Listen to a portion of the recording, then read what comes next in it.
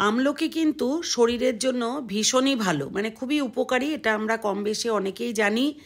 তো আমলকি কাঁচা খেতে কিন্তু অনেকেরই ভালো লাগে না, কষ লাগে, টকটক লাগে। তো আমি একটা আচারের রেসিপি মানে আপনাদের সাথে নিয়ে আসলাম ভিডিওটা।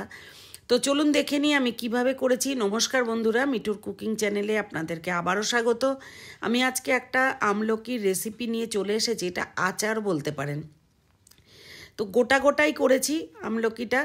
যেহেতু ঘরের যে ছেলেমেয়েরা রয়েছে ওরা কাঁচা আমলকি খুব একটা খেতে চায় না, অথচ আমলকি খাওয়াবো। এবং এটাই আমলকির সিজন, প্রচুর পরিমাণে বাজারে আমলকি পাওয়া যায়। তো আমি আমলকি কিনে নিয়ে এসে ভালো করে ধুয়ে, মানে জলের মধ্যে কিন্তু 15 মিনিট মতন ভিজিয়ে রেখেছিলাম লবণ জলে।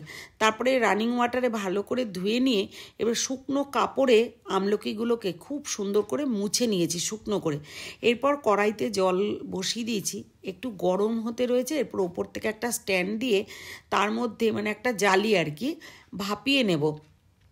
সেদ্ধ করে নিলে তো জলটা পুরো ফেলে দেওয়া হয় আর গুণাগুণটা পুরোটাই চলে যায়, প্রায় পুরোটা চলে যায়, পুরোটা যায় না, প্রায় পুরোটা চলে যায়। তো এই জন্য আমি একটু স্টিম করে নিচ্ছি, মানে ভাপিয়ে নিচ্ছি। এরপরে ওটা 10-15 মিনিট মতো ভাপাতে দিয়েছি। সাইডে একটা কড়াই বসিয়ে তাতে বড় চামচের 1 চামচ গোটা ধনে, গোটা জিরে, ছোট চামচের 1 চামচ মৌরি আর দিয়ে দিয়েছি শুকনো লঙ্কা 4টে।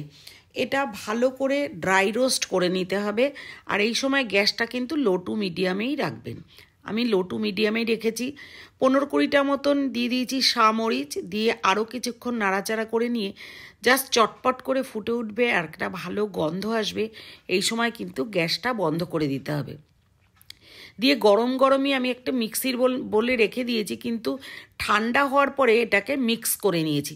দেখুন, মিক্স করলে একটু জাস্ট গোটা গোটা দানা দানা মতো কিন্তু মিক্স হয়েছে। এটা সাইডে রেখে দিয়েছি। এরপর কড়াইটা থেকে যখন ঢাকাটা তুলেছি, দেখুন ছুরিটা ফুটিয়ে মানে আপনাদের দেখিয়ে দিচ্ছি কীরকম সেদ্ধ হয়ে গেছে। আর এটা আমলকিটা সেদ্ধ হয়ে গেলে কিন্তু একদম পার্ট কোনোটার পার্ট কিন্তু একদম খুলে খুলে আসছে। ঠিক এভাবেই সেদ্ধ হয়ে গেছে। দেখুন একদম কাছে নিয়ে দেখাচ্ছি, এরকম পার্ট খুলে গেছে। এবার একটা ছাঁকনিতে তুলে নিয়ে ঠান্ডা করে নিয়ে কাঁটা চামচ দিয়ে ফুটো ফুটো করে নিচ্ছি। এই কারণেই ফুটো করছি, যাতে প্রত্যেকটা আমলকির মধ্যে লবণ, মিষ্টি এবং ঝাল, এই 3টে জিনিসই তো দিয়েছি এর মধ্যে, এই 3টে জিনিস যেন খুব ভালো করে আমলকিগুলোর মধ্যে ঢুকে যায়, তাতে টেস্টটা কিন্তু অনেক ভালো হবে। আমি গুড় দিয়ে করেছি, চাইলে আপনারা চিনি দিয়েও করতে পারেন। আমি আখের গুড় দিয়ে করেছি। এই 300 থেকে 350 মতন আখের গুড় নিয়ে রেখে দিয়েছি। এরপর ছোটো চামচের 1 চামচ তেল গরম করে ছোট চামচের 1/2 চামচ মতন 5 ফোড়ন আর 1/2 চামচ মতন সর্ষে দিয়ে ভালো করে গরম করে ভাপানো আমলকিগুলো দিয়ে দিয়েছি। এরপর গুড়গুলো আমি জাস্ট অল্প অল্প করে হাত দিয়ে ভেঙে ভেঙে গুড়গুলো দেব, দিয়ে ভালো করে নাড়াচাড়া করব। এই সময় কিন্তু গ্যাসটা একদম লো টু মিডিয়ামেই থাকবে, না হলে একটু পুড়ে যাবে আর কি, গুড়গুলো তাড়াতাড়ি জ্বলে যাবে। তো গুড়গুলো গলতে একটু সময় লাগছিল দেখে আমি করেছি কি, ওই যে দিয়েছিলাম যে কড়াইতে আমলকিটা, সেই জলটাই আমি প্রায় 1 হাতা মতো এর উপর দিয়ে ছড়িয়ে দিলাম। দিয়ে ভালো করে নাড়াচাড়া করতে করতে যখন গুড়গুলো গলে যাবে, দেখুন কতটা জল মতন হয়ে গেছে। এরপর আমি কিন্তু ঢাকা দিয়ে দিয়ে ফুটতে দেব। মানে এই প্রসিডিওরটা পুরো 15 মিনিট থেকে, মানে 15 থেকে 20 মিনিট মতন লেগেছে আমার ঢাকা দিয়ে দিয়ে রান্নাটা করতে।